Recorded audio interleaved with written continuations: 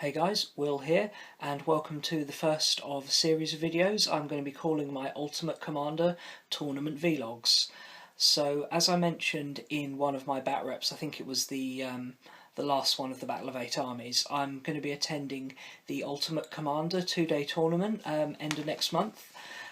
So I thought it'd be fun to do a little like vlog of my progress in preparing for the tournament, and then also as I'm there recording a few things, talking about how I'm getting on, and ultimately how I do in the end at the tournament. So yeah, that's what this is going to be. Today I'm going to mostly be talking about what the tournament is, how it's a little bit different from other tournaments, and my general plan. And then the vlogs are hopefully going to sort of track my progress in getting my army ready, possibly getting my tactics and my plans ready, and then, you know, showing some stuff from the tournament and how I got on there. So yeah, so the Ultimate Commander tournament, it's an 1850 point 2-day Warhammer 40k tournament at 40k Gaming in Colchester, taking place on the weekend of the 20th and 21st of February. It's a little bit different from other tournaments. It doesn't use the standard Swiss style, where you sort of play progressively harder games, you know, winners play winners, etc., and it's points to determine the overall winner. Instead, it has a little bit of a knockout element to it. Basically, the first two games on day one against completely random opponents, and they are used to determine a seeding. Basically, the 16 highest players are going to be seeded and go into the Ultimate Commander knockout stage for the next 4 games. Now, that doesn't mean that if you don't make the top 16 you're not going to get your games. It's just you have to make the top 16 on the first 2 games to stand any chance of winning. But the idea is that even if you get knocked out in the knockout stages, you still get to play for position, your overall rank. So it's not the type of thing where you lose a game and suddenly you're out and you've paid however much to go to a tournament and only got 1 or 2 games. You know, you're getting your full 6 games for your money's worth. And as for the missions, they're going to be a mixture of Maelstrom and Eternal War missions, so you get a bit of variety there. And the other big difference is going to be the terrain.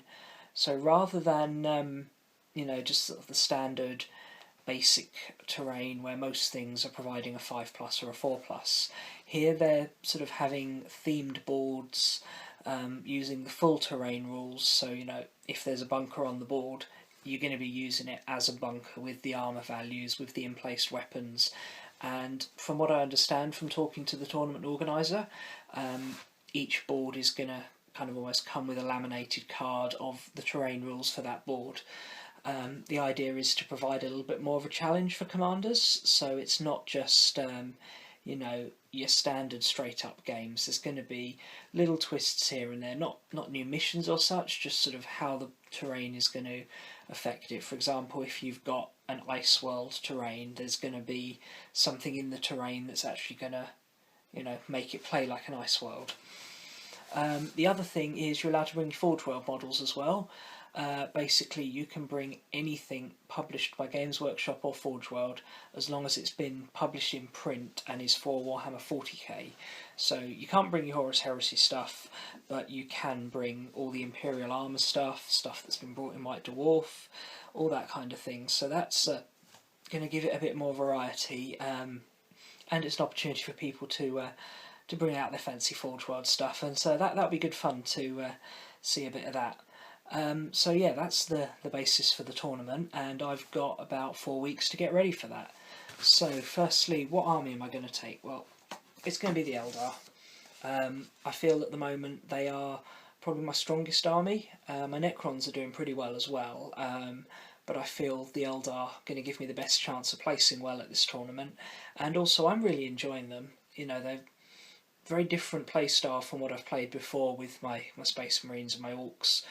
A lot more sort of focused on long range and manoeuvrability rather than trying to get in close. And also I think, you know, the army's turning out really nice. I've still not fully painted it. It will be obviously fully painted in time for the tournament, but yeah, I just really like the way they're looking at the moment, so I'm going to go with them. And, you know, Eldar are one of the strongest armies in the meta, which, you know, doesn't hurt. So I need to bring my list up to 1850 points, because if you saw my recent battle report against Rob's Raven Guard, that was 1750, and that was pretty much everything I've got done for my Eldar at the moment. So I'm going to need a few more points. I'm not planning to build an ultra cheese list, but I do want to build a strong list, you know, something that can place well, hopefully get into the top 16. There's 32 players, so I'd be hoping to finish top half if I can put in a good showing, and yeah, hopefully win more games than I lose. So to that end, oops, sorry, paper got in the camera there, I'm obviously adding a few more units. I've not finalised the 1850 list yet, but I'm going to show you some of the stuff now that I'm working on to add to the army. Hang on, just going to have to cut the camera and come back in a second. So with Forge World stuff allowed, and the general rise of super heavies like Imperial Knights, Wraith Knights, etc., I wanted something that was really going to be able to threaten that type of unit. And I decided I was going to drop the Striking Scorpions from the list as well, because although they're decent enough, I find they're a little unreliable. Some games they'll do great, some games they won't. So as a kind of a replacement for them, and to give me some real like heavy armour busting capability, I've gone for these Wraith Guard. Now, you may have seen them in my unboxing video. These are the same guys. I'm still working on them at the moment. These two at the front are practically finished. They just need a little bit of final detail and some transfers added on. There's 3 guys at the back I'm still working on. So these are going to deal with the big scary stuff, and also give me another option against fortifications. I've played a couple of games recently where opponents have had access to some sort of fortification, and I've had trouble cracking it, and anything other than get the fire dragons into 6 inches, you know, it's a bit tricky. So these give me slightly longer range. You've got 12-inch on the Wraith cannons to deal with, you know, hard stuff and big scary stuff. Then obviously with dropping the Striking Scorpions, I'm going to need another aspect unit to make my my 2 aspect hosts that I've been running, because you need 3 per host. And so I'm adding these guys, a unit of Swooping Hawks. Now these have really just been base coated and washed at the moment, but I'm going to put 6 of these guys in. 6 I think is the ideal number for them, because their grenade pack blast becomes a large blast at above 6 models, so that's a good little thing to add there. And also I know for a fact that at least one of the boards is going to be a city fight board, and that makes deep striking a bit risky unless you're Swooping Hawks, because their Exarch gives them the ability to perfect deep strikes. So that's a nice little bonus there that will fit in with how the tournament's going to be played. And yeah, I've heard good things about them. I'm looking forward to playing them. Now the final model I've got on my desk at the moment that I'm looking to take to the tournament is this guy here. If you saw my recent video on stripping down paint from an old model, you'll recognise this guy. He was the Warlock I stripped for that, but as you can see here, he's undergone some changes. I've blocked out the face to create a smooth mask rather than the eye lenses, and I've replaced his sword with a few parts here. So I'm planning to use this guy as a Spirit Seer, hence the sort of the blank expressionless mask.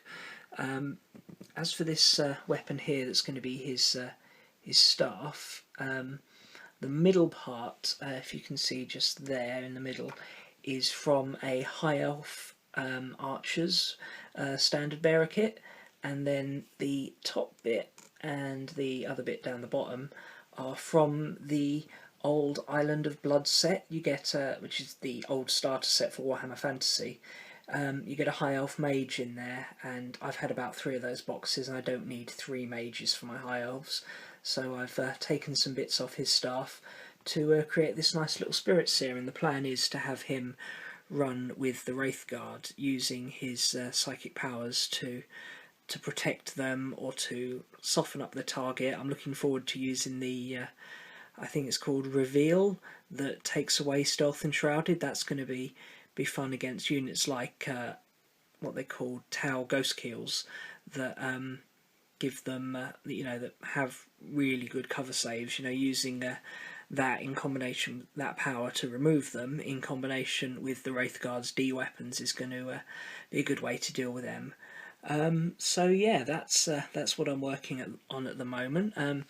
Look out for more updates on these. Going to want to get some battle reports out with the army between now and then as I test play it, and might be doing a little painting tutorial on this guy here, because although going to be using the same sort of colour scheme, because he's sort of these flowing robes rather than the normal sort of segmented Eldar armour, that's going to be a little bit of a different way to paint, so it might be nice to do a tutorial on that.